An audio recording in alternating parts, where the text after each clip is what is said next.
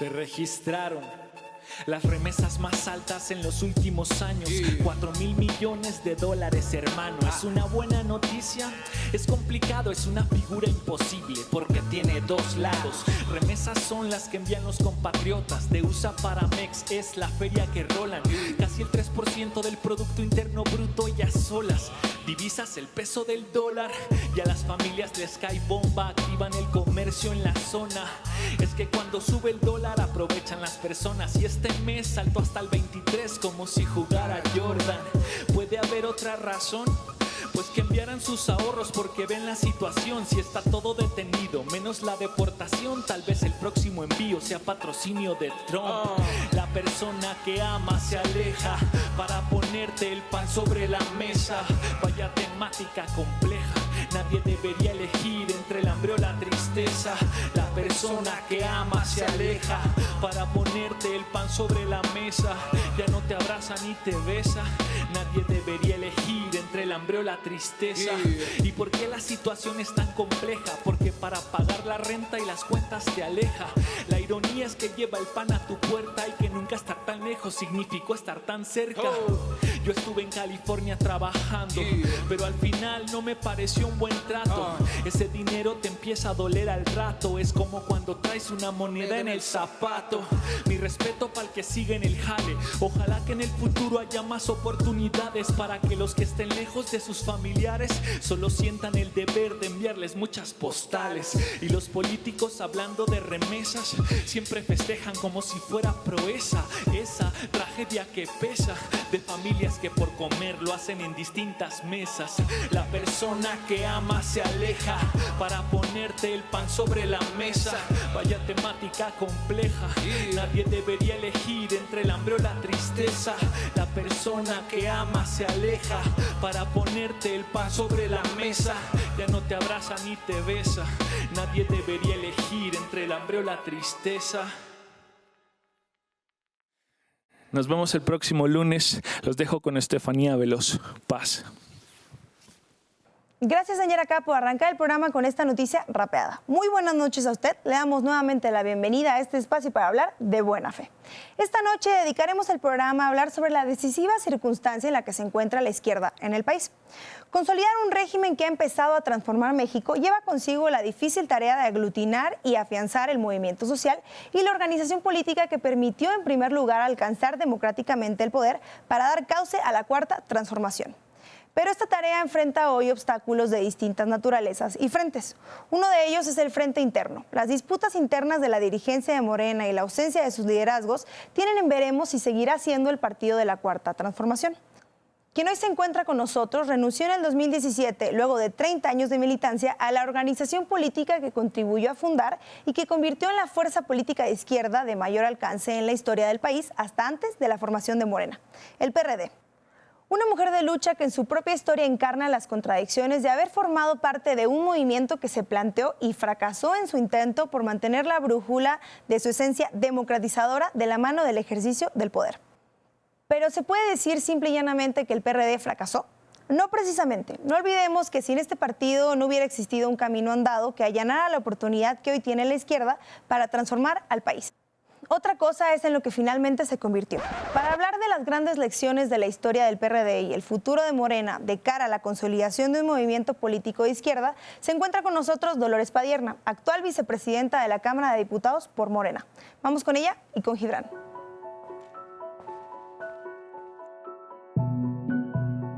Muy buenas noches, amigas, amigos, enemigos y adversarios. Sean bienvenidos esta noche a conversar de buena fe. Esta noche nos acompaña la diputada Dolores Padierna, diputada federal ahora, antes senadora, ha sido diputada local, ha sido dirigente de partido, ha sido muchas cosas en el proceso de la izquierda mexicana.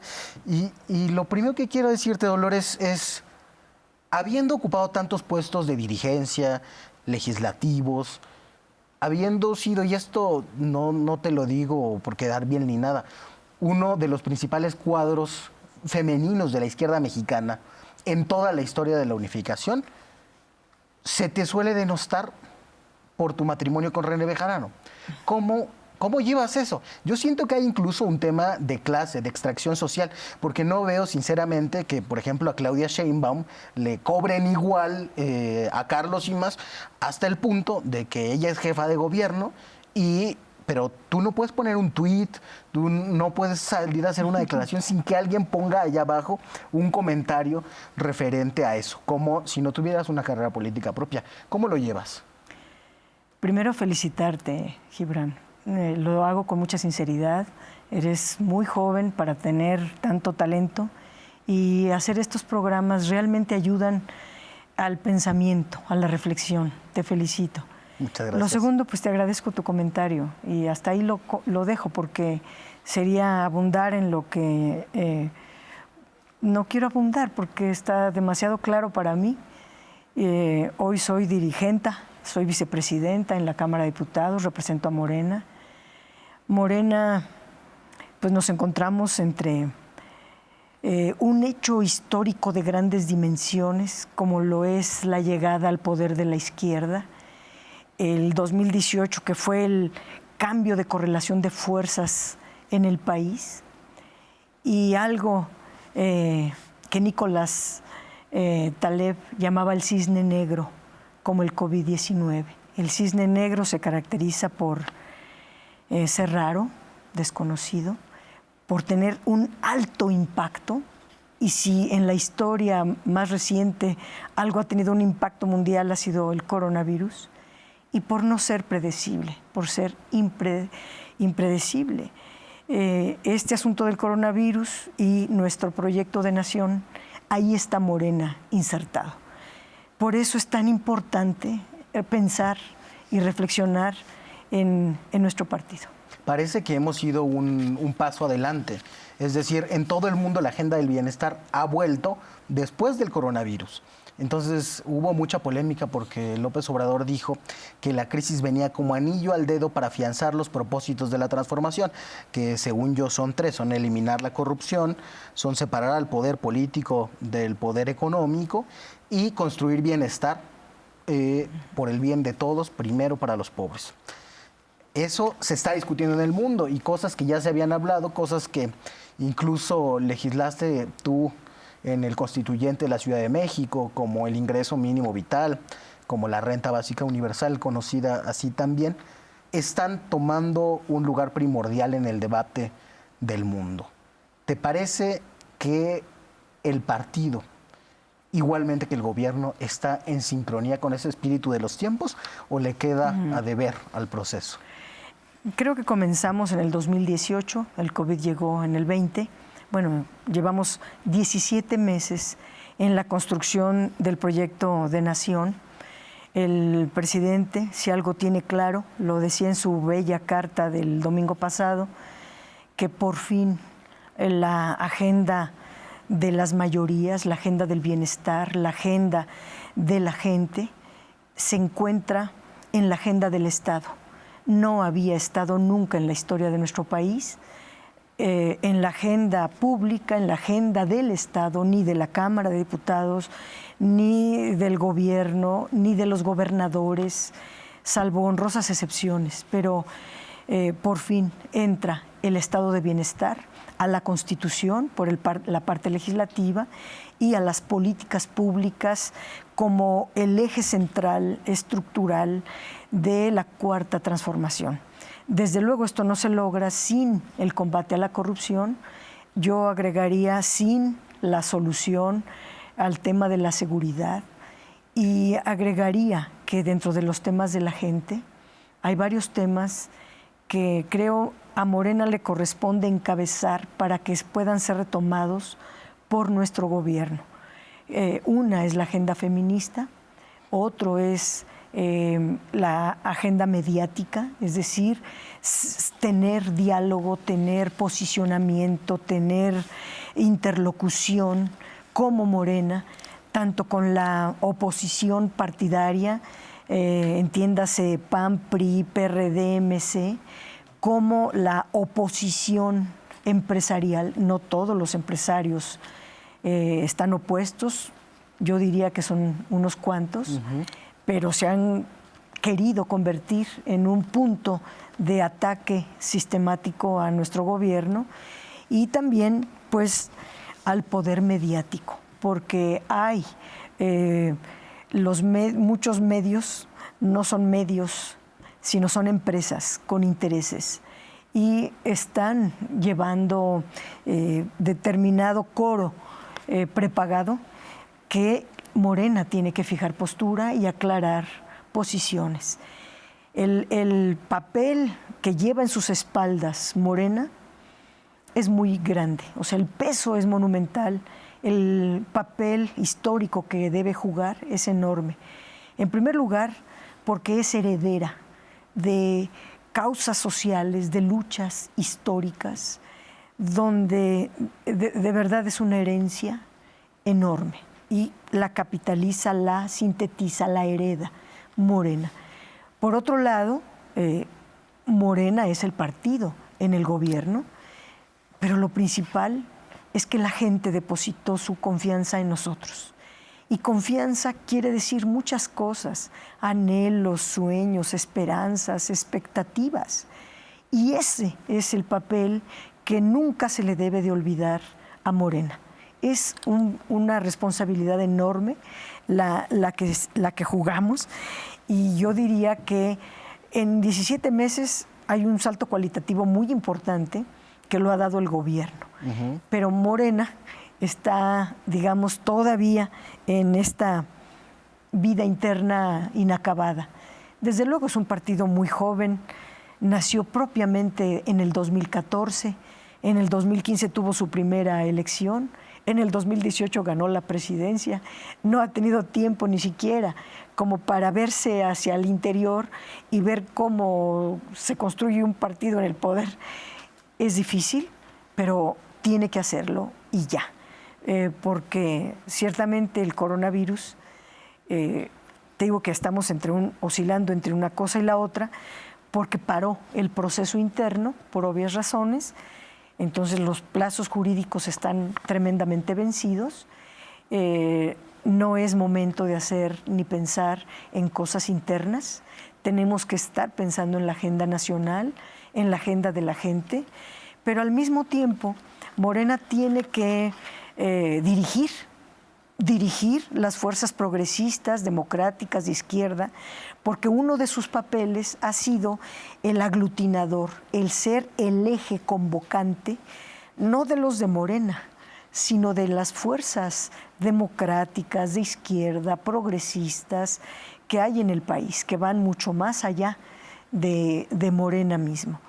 Entonces, desde luego que urge acomodar cada cosa en su lugar, pero se tiene que consolidar como una fuerza social organizada, y no le veo estructura todavía, no porque falten cuadros, sino Morena se erigió también con un liderazgo enorme, gigante, que es el presidente de la República. El presidente ha marcado su distancia, no sana distancia, sino prácticamente absoluta. Y Morena se queda sin el líder que lo fundó. ¿Cómo se puede sustituir un liderazgo como el de Andrés Manuel? Pues muchos dicen es insustituible. Tenemos que lograrlo. ¿Cómo? Juntando miles de liderazgos que hay en México. Miles. Que unos son de 20, otros miles, otros. Entre todos podemos lograr un gran liderazgo. Esto habla de que Morena tiene entonces que abandonar algunas actitudes sectarias, conjuntar los liderazgos para poder estar en los niveles que se le requieren. Lo requiere la historia, lo requiere la cuarta transformación, ese es el papel que le toca, pero además es indispensable tener un partido estructurado porque la elección ya está aquí. La elección está. Si quieres, en vamos a un corte y seguimos platicando sobre esto que está muy interesante. Usted no nos abandone, siga con nosotros. Estamos platicando con Dolores Padierna.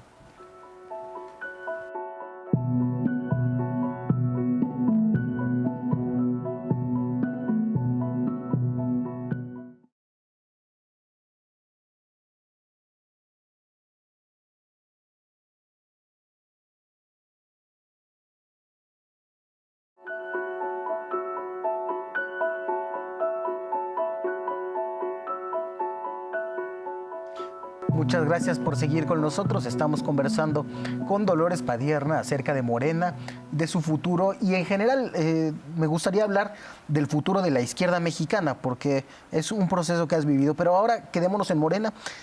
Me parece tremendamente interesante el análisis que haces. Se ve que lo has pensado mucho porque, digo, yo he hablado con otros dirigentes de partido aquí en otros espacios y creo que esta claridad que le voy a resumir al público, Morena tiene que ser capaz de enfrentar 3 tipos de oposición. Una, la partidaria, que es la natural, que es ir a las elecciones. Otra, la mediática, tiene que dar una batalla del discurso contra los medios de comunicación. Y otra, contra unos pocos empresarios que, aunque son poquitos, valen mucho en el PIB y condicionan la estructura de la política en México. Ese es un reto. Y el otro reto que decías, Morena tiene además que enfrentar esas oposiciones, tiene que gestionar varias cosas. Tiene que gestionar una historia, que es la historia de la izquierda mexicana porque es heredera. Tiene que gestionar un gobierno porque está encabezando la administración pública federal. Tiene que gestionar la confianza de la gente que depositó su voto en las urnas por ese partido. Y tiene que gestionar 4, las fuerzas sociales con las que nunca debió haber perdido interlocución. Pienso en las organizaciones indígenas, en los sindicatos, en los movimientos sociales en general. Y la verdad es que Morena no está haciendo nada de esto. ¿Acaso lo de la oposición partidaria? Ahí está Alfonso retando a los otros presidentes a que donen las prerrogativas para enfrentar la pandemia, por ejemplo. Pero en materia de medios, ha habido intentos francamente malos por reavivar Regeneración. Cada quien tiene su regeneración, pero no hay un planteamiento por hacer un medio serio en el partido, y mucho menos por responder al discurso empresarial. Y tú te atreviste a hacer eso en un audio de WhatsApp que a mí me reenviaron empresarios, oligarcas de Jalisco, y que decían, oye, está bueno. Ahí fue cuando me convencí de lo que dices, de que en realidad son pocos los empresarios que están en una actitud golpista. Son pocos, pero son importantes. En ese audio decías que no podemos volver al mismo modelo de siempre, de gestionar deuda pública para inyectar al sector privado y confiar, como si fueran hermanas de la caridad, en que utilizarán esos recursos para adoptar a la micro, pequeña y mediana empresa y por conservarle el empleo. Tú fuiste una de las principales actoras del combate al Fobaproa. ¿Nos puedes explicar un poco de qué se trata este modelo del que querían beneficiarse los empresarios como si las cosas no hubieran cambiado en México? Así es. Y escuchaba hoy al presidente del Consejo Coordinador Empresarial que al entregarle 68 propuestas al presidente le están tendiendo la mano del diálogo y lo primero que le proponen es deuda pública. La deuda como tal pues es una herramienta financiera, ni mala ni buena, es una herramienta. Lamentablemente en México se ha usado para fobaproas, para el rescate carretero, para el rescate azucarero, para la corrupción. Dicen, en todo el mundo se está usando la deuda pública, menos en México. Pues es que no creo que haya otro país que haya usado la deuda pública como la han usado en México. ¿Y cuál es el problema principal de la deuda? Ciertamente ellos tienen razón al decir que si subimos 2 a 4 puntos, etcétera, sube tanto porcentaje del Producto Interno Bruto. Ahí no está el problema. El problema es que si tú aumentas la deuda, aumentas el pago de la deuda. Se aumentan los requerimientos financieros para el sector público. Si ahorita estamos en 800,000 millones, aumentarla 1, 2, 3 puntos significa tomar casi más de 1 billón de pesos tan solo para el pago de la deuda. Sin embargo, lo que se usa es apenas el 35% del presupuesto para la transformación del país. Si a ese 35 le vas quitando otro billón, te va quedando cada vez menos recursos para la gente. Y ahí es donde entramos nosotros. Nuestro proyecto de nación es democrático. ¿En qué consiste la democracia? En las mayorías. No tenemos un régimen oligárquico. Si fuéramos oligarcas, como todos los anteriores gobiernos, entonces ayudamos a un grupito, a una élite, pero somos un gobierno democrático, entonces tenemos que apoyar a las mayorías. Y lo que está haciendo el presidente, además de romper el poder, por fin separar el poder político del poder económico, es favorecer primero a las grandes mayorías. Pero volviendo a tu pregunta, el tema de la deuda es muy delicado. Hoy lo escuchaba y dice que en ninguna parte están proponiendo rescates, que en ninguna parte están proponiendo recursos para la gran empresa, todo es para las micro y medianas empresas, lo cual tal vez en su segundo documento por ahí alguien lo comente. ¿Dónde está lo que no dicen sinceramente? Y qué bueno que el presidente les diga siempre y cuando, yo les acepto el diálogo siempre y cuando sea público, en que ellos piden garantías del gobierno, que el gobierno les firme los créditos. Ahora, el Banco de México abrió 750,000 millones de pesos para crédito, 250,000 serían para las micro y pequeñas empresas, otros 100,000 millones si no fueran suficientes los primeros, y abre el resto para cualquier empresa que lo solicite. Las grandes empresas, las medianas empresas, tienen activos suficientes para soportar su propia garantía, para hacer su propia garantía. No necesitan de la firma del gobierno, pero están acostumbrados a lo largo de 40 años en que el gobierno les firmaba la garantía. ¿Y qué pasaba? En un régimen de corrupción, pues si el gobierno es mi garantía, no pago yo al banco y que pague el gobierno, porque si yo no le pago al banco, el banco le va a cobrar a quien me firmó mi garantía, no a mí. Y eso es lo que pasaba, perdón, lo esquemática o tan didáctica que fui, tan simple, pero eso es lo que están buscando. Lo que está en el fondo es si el gobierno les firma o no las garantías. Sí, ellos nunca pierden, y aunque pongan en el discurso de frente a la micro, pequeña y mediana empresa, pues en realidad en el plan, en el papel, piden garantías para los más grandes. Exactamente, porque los pequeños y medianos pagan. Los que no pagaban son los grandes, justamente. Los que mantuvieron el empleo estos meses fueron los pequeños y los medianos. Los que más corrieron fueron los que tenían más de 10 empleados, corrieron más los que tenían más de 50 empleados, y los gigantes corrieron más porque pueden darse el lujo, por sus esquemas de outsourcing, de bajar la cortina, dejar sin trabajo a la gente, no perder y decir nos vemos cuando esto pase. Exactamente eso. Y pongamos de ejemplo a las micro, que están recibiendo estos créditos que se anuncian a las 6 de la tarde todos los días. Pongámoslo de ejemplo porque ellos están pagando una tasa de interés de 6%, que es, ahora el Banco de México bajó la tasa de interés a 6%, tiene que ganar el banco porque el Banco de México no tantos, pero sí los bancos comerciales. Entonces bajarían esos créditos a la banca múltiple le daría los créditos a las empresas a determinado nivel de crédito. ¿Qué están haciendo ahorita las grandes? Yéndose a otros lugares a obtener créditos más baratos, porque México tiene una tasa del 6%, es baja comparada con otros, pero hay otros más bajos. En Estados Unidos está en 0, en fin. Hay incluso tasas negativas en algunos países, y eso es la especulación. Pero yo no creo, sinceramente, que coman lumbre, los creo inteligentes, no creo que pierdan sus negocios en México, les son muy redituables, no creo que lo pierdan. Ahora, una empresa sin trabajadores no crea valor, y si no hay valor, no hay ganancia. Y ellos no solamente tienen una ganancia en el capitalismo por doble vía, que es por el tema de los trabajadores, que son los que generan el valor, sino también por los precios.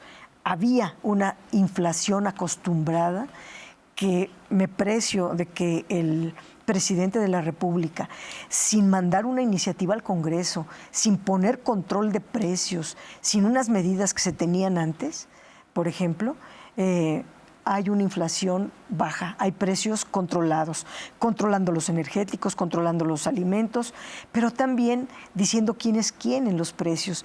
Y eso la gente, la gente se está cultivando todo el tiempo. Estamos aprendiendo de muchas cosas en cada mañanera. Salen los medios y discuten cosas que antes no se discutían, las compras de medicinas, y entonces todos nos llenamos de información.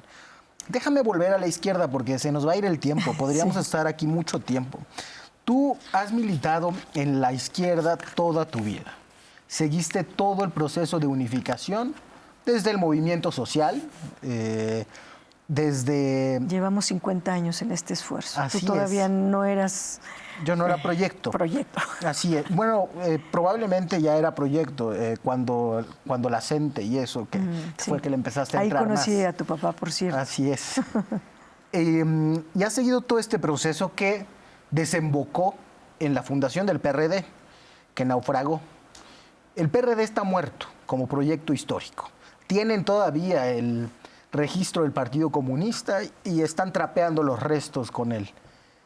¿Por qué se murió?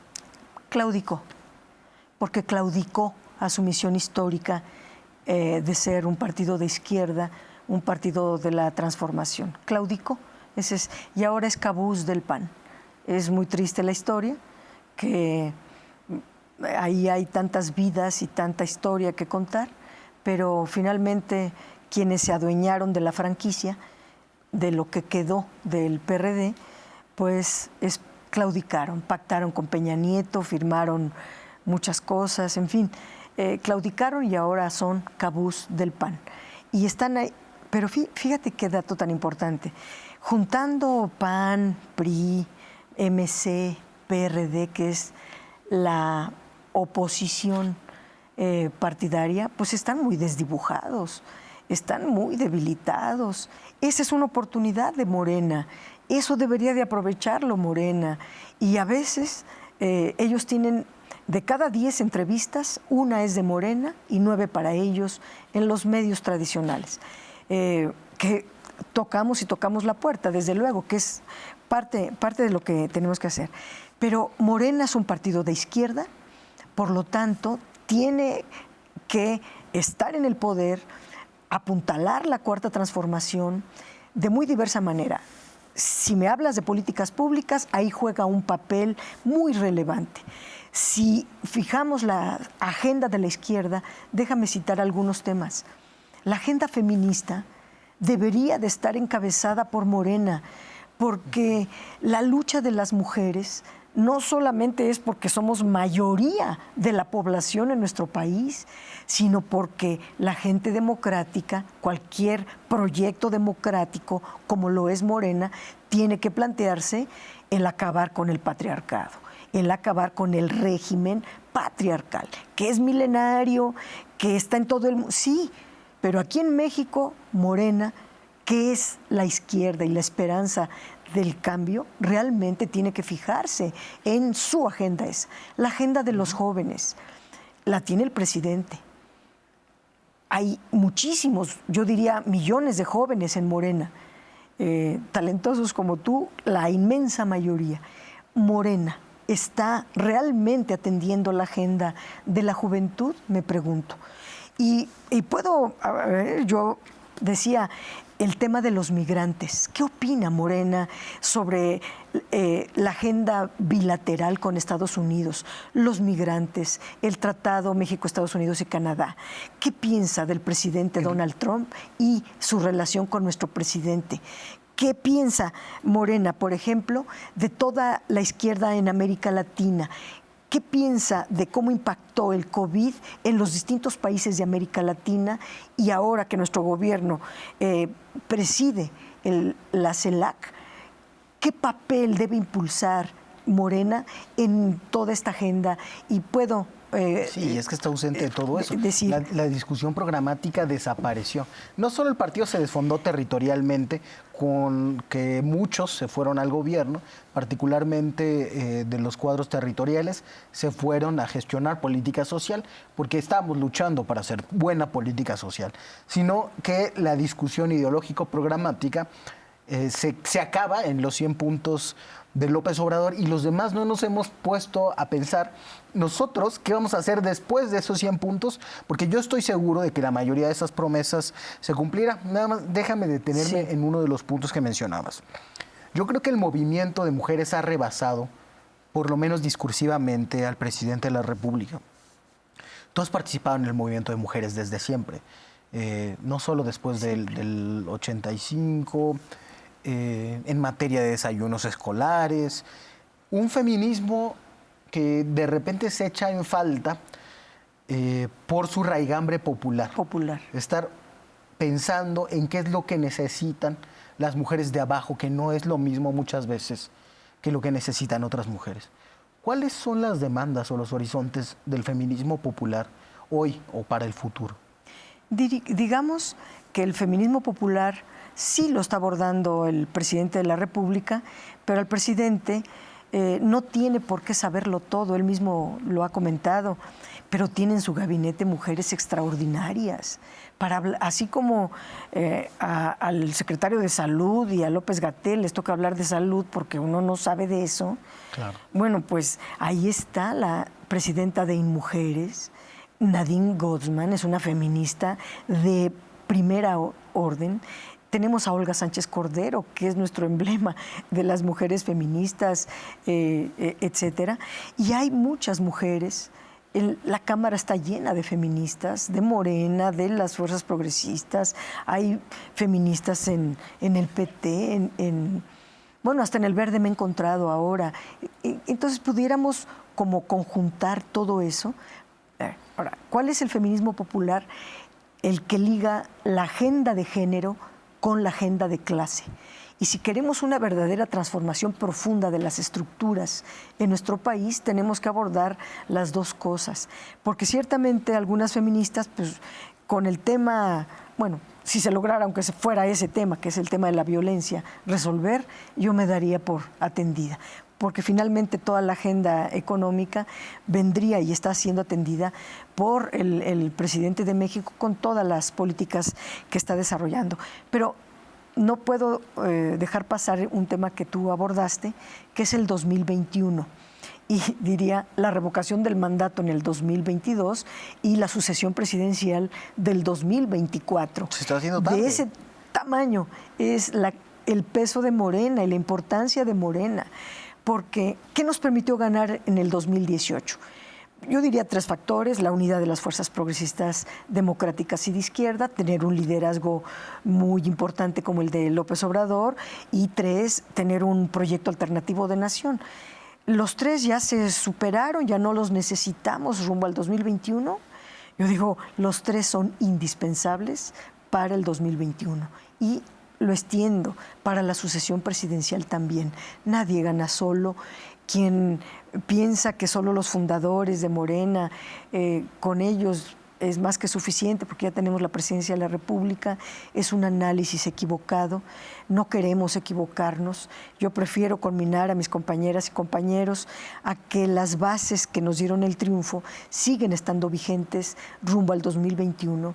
La revocación del mandato va a ser a muerte, porque el presidente así ha dicho: yo no quiero estar aquí si no me sostiene el pueblo. ¿Quién va a tocar puertas? ¿Quién va a llevar el mensaje de la transformación a las casas? Nosotros, Morena, las fuerzas progresistas. ¿Quién nos va a aglutinar? Morena. No hay otro partido, se llama Morena. Por eso es tan importante el hablar contigo de este tema. Vamos a ir a un corte y seguimos platicando sobre eso. Usted quédese con nosotros, por favor. Estamos conversando con Dolores Padierna.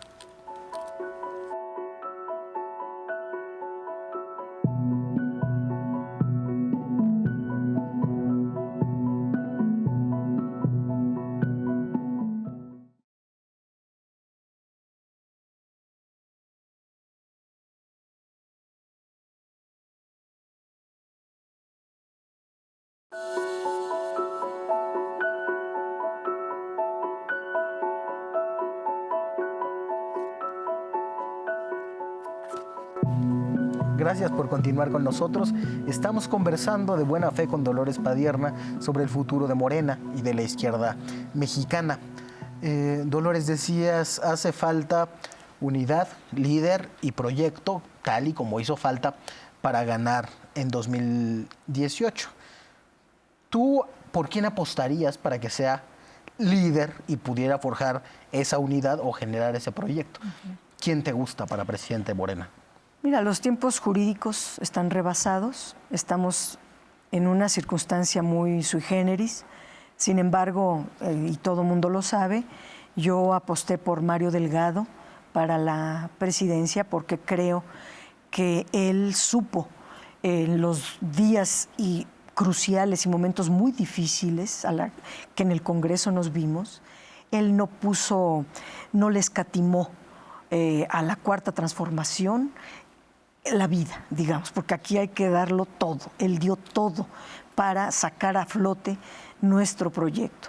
Otros lo criticaban, le escatimaban, le negociaban, sí, pero dame. Otros decían, no tiene por qué meterse en este partido, él está por allá, nosotros mandamos ahora. Es decir, había como cierta mezquindad en algunos aspirantes que no vi en Mario Delgado y por eso, y porque lo vi trabajar, por eso pero ya estamos en unas circunstancias muy rebasadas. Lo que hace falta, porque más allá de las personas, lo que importa es el proyecto Morena como partido en el gobierno, y nuestra Cuarta Transformación, Morena, construyendo la Cuarta Transformación desde el ámbito político, desde el ámbito legislativo, desde el ámbito social. Yo creo que lo que debería de hacerse es una coalición dominante al interior de Morena, un consenso, una dirección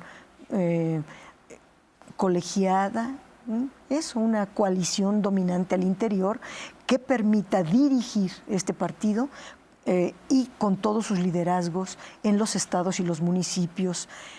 Desde luego, analizar el papel histórico que juega, el reto entre el hecho histórico de ser gobierno y el COVID-19, y además tener la visión de corto, sí, pero también de mediano y largo plazos.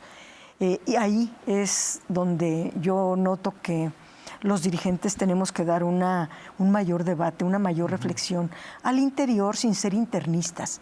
O sea, dedicarnos algunas horas para la reflexión interna de cómo reconstruir y cómo insertarnos de la mejor manera en la actual coyuntura con una visión de mediano y largo plazos, pero al mismo tiempo estar afuera, con la gente y construyendo además con formación política. Pero estos programas como el tuyo son formación política y muchos ejemplos podemos dar de formación político-ideológica que nunca puede estar fuera del tema de la izquierda. Sí, claro. Todo lo que se hace en tele tiene una dimensión ideológica, solo que algunos lo niegan y nosotros no. Me surgen dos dudas de lo que me dices. Creo sí que hay que privilegiar el proyecto. Aquí estuvo Mario y yo le pregunté cuál era el proyecto y dijo, primero cumplamos este que ya tenemos. En todos estos temas que decías que hay que tener una posición, no tiene una posición. El segundo, decías que el PRD se murió por claudicar. Y yo creo que la gente puede cambiar. Creo que si pensamos que el país puede cambiar, es porque tenemos la convicción inicial de que la gente cambia también. Pero una pieza fundamental de la claudicación fue el Pacto por México. Y muchos compañeros que están en posiciones de dirigencia ahora estuvieron gestionando ese pacto al que, por ejemplo, tú te opusiste activamente, ¿no? Y yo no digo que no los aceptemos, que no aprovechemos su talento, pero bueno, Mario votó la educativa de ese pacto. Pablo Gómez estuvo también en ese pacto. No sé si Alfonso andaba por allá, supongo que sí. habría que verlo. ¿Cómo podemos estar seguros de que cuando vuelvan a cambiar los vientos no vendrá una claudicación o algo por el estilo? Todos tenemos derecho de equivocarnos porque somos humanos. Yo veo en Alfonso, en Pablo Gómez, en Mario Delgado, extraordinarios compañeros de izquierda. En los hechos, no porque los quiera mucho, o sea, los estimo, son mis grandes camaradas, pero más allá de ello es su conducta, los hechos. Mario ahí está, dando la batalla, contra viento y marea, saca adelante la agenda legislativa, pero fíjate qué agenda legislativa, estamos cambiando la Constitución, estamos cambiando... Sí, la reforma al cuarto es una hazaña que no se ha dimensionado todavía. En unos cuantos meses hemos prácticamente construido un nuevo modelo de desarrollo que está en las leyes. Yo veo en Pablo Gómez uno de los parlamentarios más importantes que tiene Morena, que además conduce todo el proceso parlamentario al interior. Sí. Y veo en Alfonso, ahorita está de dirigente, pero fue un muy buen presidente de la Comisión de Presupuesto, crítico, analítico, sabe su tema, y ahora como presidente del partido, la verdad lo ha hecho bien. Entonces, son compañeros. Sí.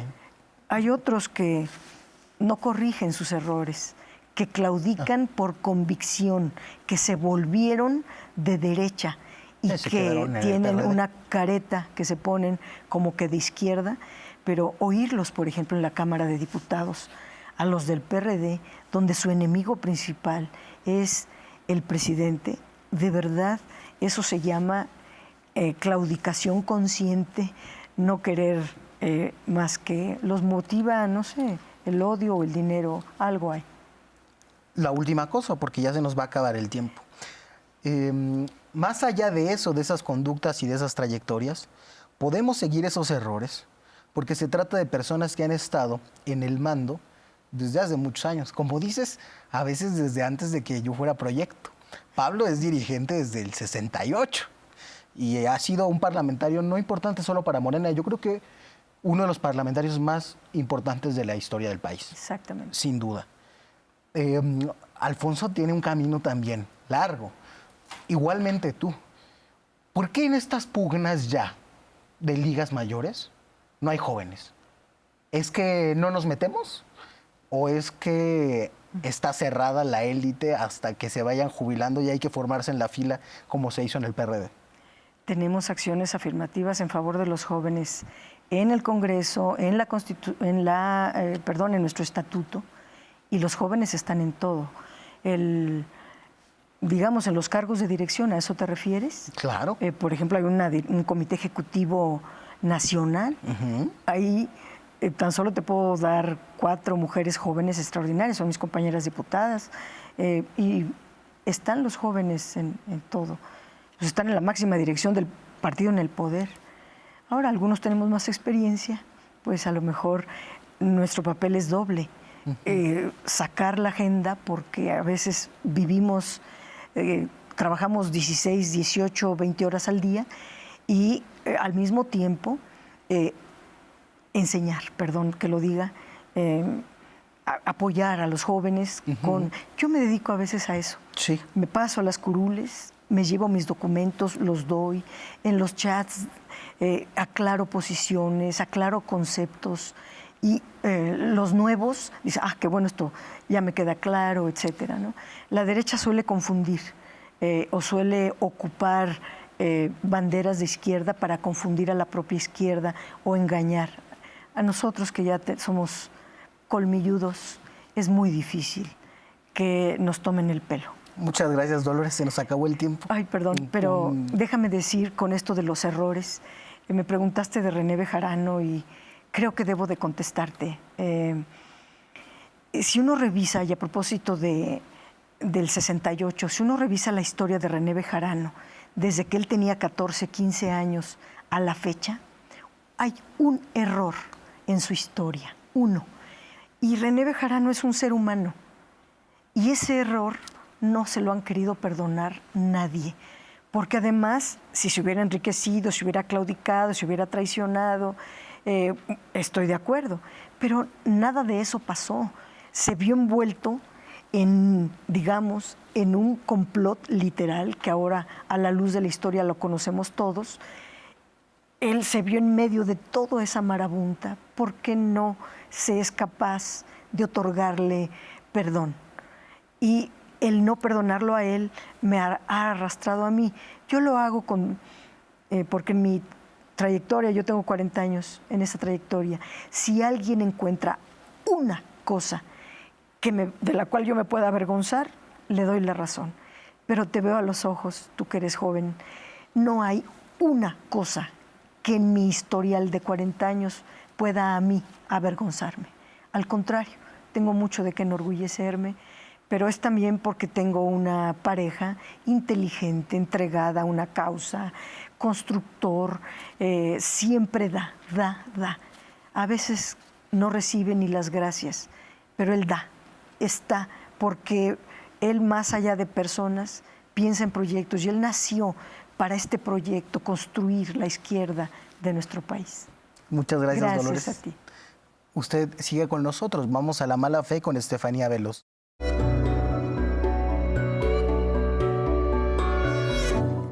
La mala fe de hoy probablemente llegó hasta tus grupos familiares de WhatsApp. Resulta que en días pasados estuvo circulando a través de redes sociales la imagen de unos libros de texto donde supuestamente la Secretaría de Educación Pública actual adoctrina a niños y niñas contra el neoliberalismo. El primero en publicarlo fue Chumel, y es que según Chumel, el gobierno de López Obrador, a través de la SEP, expone a los niños a un adoctrinamiento contra el neoliberalismo. La crítica estaba basada en las imágenes que tiene en pantalla. Supuestamente eran de libros de texto de la presente administración, y en ellas se culpa al neoliberalismo de males sociales como la desigualdad, la pobreza y la falta de poder adquisitivo. Otros clásicos de Twitter se sumaron a la tendencia, como el caricaturista de confianza del Reforma, Paco Calderón, quien también cuestionó a la SEP por estar adoctrinando a los jóvenes contra el sistema neoliberal. Así la polémica se viralizó por usuarios que responsabilizaron al secretario de Educación, Esteban Moctezuma, de promover el adoctrinamiento. Al final todo resultó ser no una mentira, sino un manejo engañoso de la información. La SEP salió a desmentir dichas afirmaciones en un comunicado, aclarando que las imágenes correspondían a un libro de texto, pero del 2014, publicado en realidad durante la administración de Enrique Peña Nieto por la editorial McGraw-Hill, cuando Emilio Choifet conducía a la Secretaría de Educación Pública. La SEP de Esteban Moctezuma también aclaró que los libros de texto de la Comisión Nacional de Libros de Texto Gratuitos no son obligatorios, es decir, no son asignados por la misma institución, y que son los maestros y maestras quienes pueden elegirlos dentro de una variedad de materiales. Los textos que han desatado la disputa por los libros de la SEP se encuentran en la página 227 en el capítulo dedicado a México en la era global, por lo que tratar temas como neoliberalismo y el Tratado de Libre Comercio o las reformas ejidales es algo que se espera porque forman parte de esta realidad. Y por si usted todavía se está preguntando qué es eso del neoliberalismo, ahí le va. El centro de la disputa es una teoría política económica propuesta por Friedrich August von Hayek y Milton Friedman, que surge de la doctrina del liberalismo clásico y replantea el esquema capitalista, llevándolo a un modelo más agresivo que implica la privatización de la industria y la apertura del mercado a productos extranjeros, y por consecuencia la disminución de la intervención del Estado en la economía. Y aunque sí, el neoliberalismo es responsable de la gran desigualdad que hoy se vive, así como lo afirman estos libros de texto, estos no fueron impresos publicados durante el mandato de López Obrador. Recuerden que la infodemia, la pandemia de la desinformación, hace mucho daño. Intentemos detener la propagación compartiendo noticias e información solamente verificada. Los usuarios de redes sociales con mayor alcance tienen mayor responsabilidad. Yo no sé ustedes, pero yo he aprendido mucho esta noche. Creo que Morena, el partido en el gobierno, el partido en el poder, que por eso además es de mayor interés público que todos los otros partidos, que lo son también, tiene muchas misiones para concretar un cambio de régimen en México. Tiene que enfrentar la oposición de los partidos, pero también enfrentar la oposición de medios y algunos cuantos empresarios que han tenido actitudes golpistas, y tiene que gestionar una historia de izquierda de la cual es heredera, un gobierno con mucha fuerza, pero no con suficiente fuerza para combatir a todos los poderes fácticos. Tiene que gestionar la confianza ciudadana y tiene que gestionar la unidad con las fuerzas sociales, con los movimientos sociales, con los sindicatos. Y lo otro, que no lo dijo Dolores, pero se lo digo yo, es que el relevo generacional tiene que darse. El relevo generacional tiene que darse, y si nosotros no tomamos la iniciativa, no nos la van a ceder. Ellos ya mandaban a los 30 años, muchos. Nosotros tenemos que seguir formados para aprender o tenemos que hacer valer que conocemos el espíritu de los tiempos. Yo creo que lo segundo, por favor, acompáñenos el próximo lunes, vamos a seguir debatiendo de buena fe.